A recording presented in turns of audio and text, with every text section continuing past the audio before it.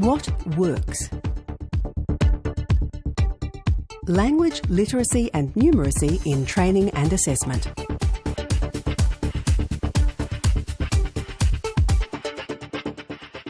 This is team teaching, so it's not one person being dominant. It's using both people's strengths to enable there to be a better outcome for the students. The best thing is my students, I believe, they get the best of both worlds. They get an expert in one field, they get an expert in another field, and we can marry the two together so they can see the relevance in what they're doing. And if there's two people that are working in the room together, it helps if those two people that are working in the room together don't want to be the leader or don't want to be the star. The information and the students are what you're there for, not, hey, I look better than you or you're making me look bad. Originally when I started, the vocational teacher did all the delivery and I used to walk around the room and just assist the students. Occasionally, if I saw something looked a little bit confusing on the board, I would say, oh, look, do you mind if I might have another way that you could do it as well, or you might prefer this way, or just little things like that. So I slowly started to get involved. It actually takes the load off. Okay, I don't have to worry about individual students. And the individual students know that our literacy or / numeracy teachers are in the room for their benefit. And so they know, and if I'm busy doing, the lesson and they're unsure about something, well, they can go directly to the numeracy teacher without disturbing the rest of the class, because all the students are at different levels of the numeracy and / literacy. So it's a good thing. Well, the LLN teacher, we're delivering a lesson and I might be talking about trigonometry on how to work out a taper. And they would interject and say, OK, so you remember when we talked about trigonometry and transposing this formula? And they would jump in and they'll put their mathematical spin back on it again. Wait for a pause in what they're doing and then I might jump in and put our trade spin on it. Getting those basic skills in the context that they need. So, if you teach maths or numeracy on its own, they're just going to think, well, why are we doing this? We might have done it at school, and when are we going to need it? But if you combine the skills of both teachers, learning what they need to learn and really understanding it by going back to the fundamentals, you're getting both sides of things and getting the skills from both teachers.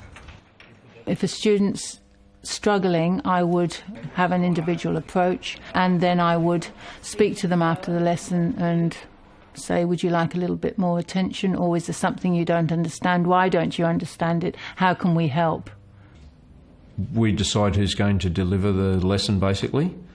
The other person's there to support them, but if Regina was explaining something and the students are looking at her as like they're not understanding what's going on, she might just say to me, can you explain? Maybe you've got a different way of getting the point across to them. Or I'd be saying something and she'd say, they're not understanding that. Maybe you mean you should be doing this. It was just one of those things where we just worked. Always very positive, yeah. I always ran it by the teacher, like, what do you think? I think they were a little bit confused. Do you mind if I make up a revision sheet? And I'd go up and show it before the lesson as well, and I'd say, what do you think of this? Is there anything you wanted to add, or is it too much?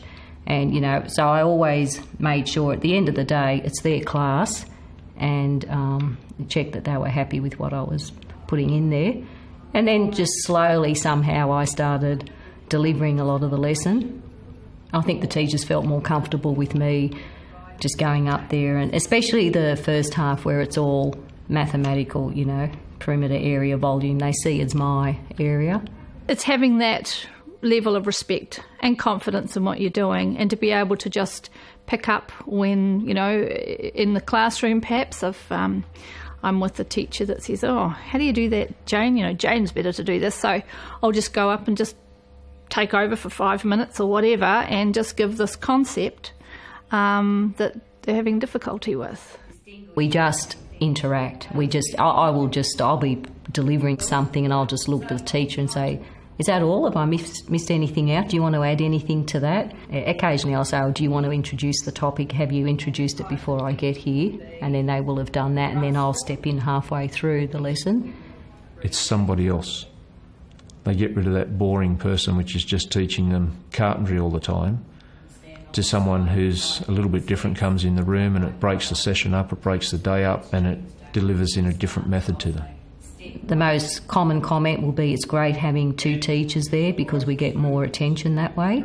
Another comment is we like having 2 teachers because you explain it differently, so we get 2 different approaches.